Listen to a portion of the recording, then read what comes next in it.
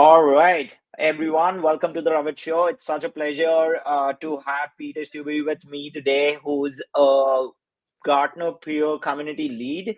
And I'm super excited because I've been in touch with Peter, I guess, since forever now. We've always been talking so much about the community, about what's happening in the data and analytics space. And if you haven't followed him, please go and check it out on LinkedIn. He's one of the coolest person in the community. Peter, welcome to the Ravit Show. It's such a pleasure to have you today. Thank you so much, Ravit. I'm really, really, truly excited to be here. We're conducting this session towards the end of 2023, and I would say that this is absolutely one of the highlights of my year. And I'm just super excited to connect with you and your audience and talk more about myself, talk more about peer community, and talk about all the exciting things that are happening for data and analytics professionals within our community. Yeah, I can't wait, definitely. And Peter, just for our community, would you like to introduce yourself? Just let them know where you're coming from and what do you do? Yeah, sure. Happy to double click on that. So, again, my name is Peter. The last name is pronounced Stubbe. I am responsible for both the content and community efforts that are related to Gartner peer community. I very purposely break those two things out because our group that reports into me is responsible for not only creating content based off the synthesized happenings, as well as short surveys that we run through the community itself. But of course, also we have a very intense effort to build out this community platform, this social network, so to speak, that is open to both Gartner clients and non-clients. It's a very exciting new-ish offering from Gartner. Is actually the product of an acquisition that the company made a little over 2 years or so ago. But the community itself is very live and humming. We have tens of thousands of IT professionals and I would say professionals across all roles engaging with the platform, treating it as a destination to help enhance their virtual networking opportunities. So that's me in a nutshell. I come to Gartner from a pretty diverse background, and I'm super proud of that. I grew up actually in my career starting with the investment world and was focused on a lot of community building activities for people in the investment industry. And then I actually evolved into running very similarly a interview series of IT professionals as well as founders and vendors and learned a lot about the enterprise technology landscape. Even went off to work in RPA for some time, and now I'm just really proud to be back in a community-centric role and helping to build out the Gartner peer community experience. Yeah. I absolutely love your journey, Peter, and definitely love the peer community that you guys are building in running in that direction. Being a Gartner ambassador, which I got it from the Gartner peer community, so happy to be part of the Gartner peer community, and I absolutely like how you all have structured the conversation internally and how rich it is for those who are coming in wanting to learn more about it. But that also brings me to another question here, Peter. Why does a famous expert analyst business like Gartner have a pure community offering? Why like pure only community offering? What's the agenda there? Yeah, so I'm happy to answer that, and I think it's great to just reveal the power of Gartner as not only just what it's well known for, 40 years of experience being an expert and analyst organization, but peer has always been a focus for Gartner. And it's not because we magically pulled that out of the air. It's because what our clients and what the the broader community tells us is important in their decision making. It doesn't always come down to just the expert opinion or just the analyst opinion. The peers play a very important role in people's decision making today, and it's very intentful that peer community exists as a complement to our analyst and research work for those that do subscribe to it. So what I'll say is that, like I mentioned, Gartner has always done peer offerings. They've had peer forums. They've had certain ways to connect clients with each other in the past. What's super exciting about peer community is that it has actually ambitions to go even outside what we would call the Gartner verse, or the people that are the subscribing members of Gartner, and open up to intentionally provide more scale of insights and more scale of feedback to the broader public of verified professionals around the globe. So that's part of what makes peer community so exciting, is the openness now of being able to benefit from the Gartner efforts and align themselves with the Gartner brand. And we do truly stand true to that 40 years of brand recognition. We carry that over to peer community, but we do things a little bit differently and focusing on a peer only experience. One of the things that Gartner, quite frankly, we've publicized as benefited from, and people turn to us, is the acronym VUCA. So volatility, uncertainty, complexity, and ambiguity. When those things happen in the world like they are right now, people turn to Gartner for solutions. And especially when things are very fast moving and you need quick and very detailed answers from peers that are actually on the ground, that's where peer community is inserting itself. The final thing I'll say is we do have a real product market opportunity here. And when I say that is that, I quite often do, maybe I would say, pick on LinkedIn. I love LinkedIn and will continue to use it every single day for the entirety of my existence or its existence. That being said, there are a lot of fragmented offerings when it comes to getting peer intel and getting peer information.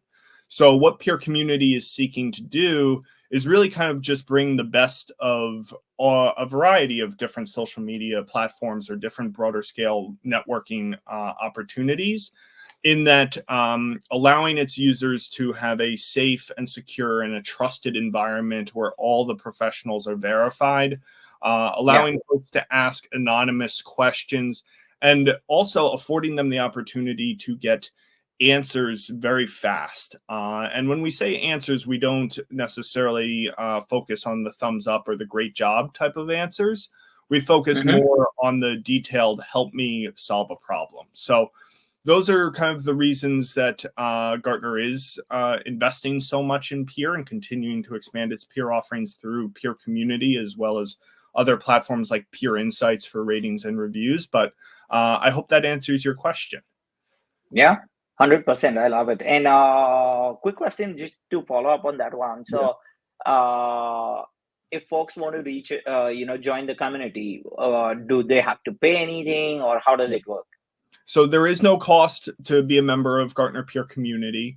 You can go and sign up to our site and platform and join right away. There is a verification process, so that is, I would say, arguably a little bit more intense than other social media platforms, and that you are required to provide additional information about who you are, where you work, as well as the role that you're in. The entirety of the platform is structured right now in a way where people are encouraged most to interact with people that have the same role and responsibilities and level as themselves. So for data and analytics professionals, this is a great place to go and connect with other true data and analytics professionals and kind of separate yourself from the noise of, say, salespeople or marketers or recruiters. Wow, I love it. So it basically helps all the folks to get the real wealth of information at the peer community. And that's what I've been experiencing as well since almost, I guess, a year now that I've joined the peer community. And I wanted to, start it myself first, experience it, and now we're talking about it. So very happy to, just share this with our audience. Another quick question for you, Peter, in terms of, we've seen many communities out there, to be honest. What differentiates Gartner peer community from other peer networking destinations? And what would you use Gartner community for? And what would you use other tools, content, or events for? Because there are various offerings that Gartner does. And just would like to learn a little about that as well. Yeah, exactly. So definitely happy to talk about like some of the main use cases for peer community and what people are really experiencing, significant value from the platform itself. So there's a few things that I'll touch upon. Kind of two main ones is the ability to ask a question and get a fast answer. Just very simply, that's truly, truly powerful, and get that answer from verified peers and verified professionals. The entire platform is structured in a way where things like followers or friends or connections isn't really a main driver for the way that our platform works. It is more about having the power to tap the entire community the instant that you create an account. So when it comes to asking a open-ended question anonymously, you can very much expect to have 2 or 3 detailed responses to that question, like you would experience on, say, a Quora, but have that happen within just a day or two. And as our community scales and grows, we expect that response, both in the amount of volume of response, but also the time to grow in volume, decrease in time that it takes. The other thing that I will just call out about the platform itself is it is a relatively more safe and secure environment for professionals to interact. I've mentioned it a few times in terms of the anonymity feature of when you ask a question. Also, when you are interacting on the platform entirely, in order to see responses and in order to see the engagement and who is engaging, you do need to be one of those logged in verified professionals with that matching role and responsibility, so that, again, we're not opening ourselves up to breaking the core promises of the platform, which is no self-promotion, no recruiting, no sales. Those are some of the main value propositions that resonate universally with people that are utilizing peer community. Yeah, it's actually learning from each other and from the real, the real leaders in the space, and sharing more knowledge rather than selling anything. So that makes a lot of sense, Peter. That brings me to another question. I know, we've been since a while now. But what excites you most about your role, and what keeps you going? Yeah. So what excites me most is just seeing the value that these types of connections can drive, and we've seen such great stories of people learning so much, meeting new people. I think one of the really, really great things about peer community is that you can be a person that maybe doesn't feel comfortable on more public or grander scale social media platforms, doing the personal brand building that you need to be successful, doing the constant posting, but still get value and still have the opportunity to meet new people and expand your network. So to me, that's really, really exciting. And I will say, coming back to what you would use other tools still in complement to peer community could be treated as basically your peer research arm.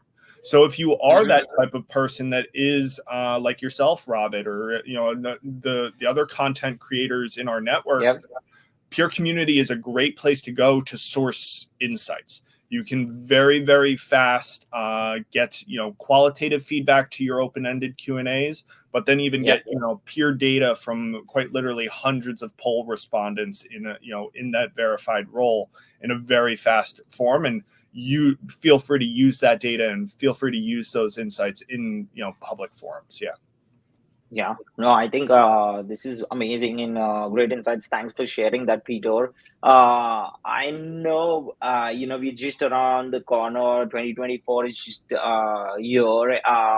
And also would love to learn a little about the 2023. So what is the community talking about most as 2023 comes to a close, but also would love to learn a little about 2024 predictions from you.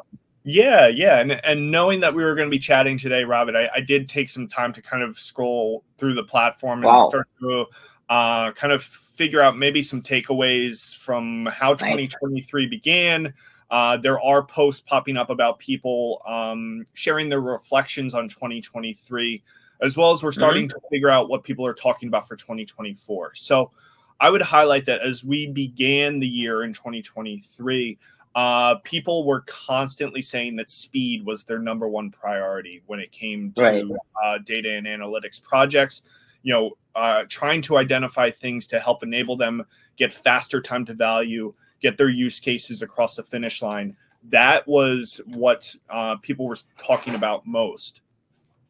Over the course of the year, I would say that that almost in a sense kind of pivoted to focusing more and more on data quality and making sure that you have the right data sources in order to ensure success. That was kind of the narrative as we made our way towards the end of the year. It's exciting to see other like kind of more fun or creative polls when people towards the end of the year ask their peers if they feel like they met or exceeded their expectations. And one of the ones that I found is that 70% of data and analytics professionals feel that way, that they have met or exceeded their expectations. So that's a very positive thing given all that has happened over the course of the past year. Of course, generative AI we were not sheltered from the amount of activity and interest, but speaking more seriously, peer community was a great place for people to go to identify the initial use cases, to identify the quick wins, to really use the power of the peer network to kind of come together and see how are we leveraging this tool and how can we get fast time to value. I'll circle back and say the final thing that over the course of the year was constant, especially towards the back half of the year, we saw a spike of interest in data governance. So there was quite a bit of discussion around that topic. There's been a lot of collaboration on articulating the business case for effective data governance.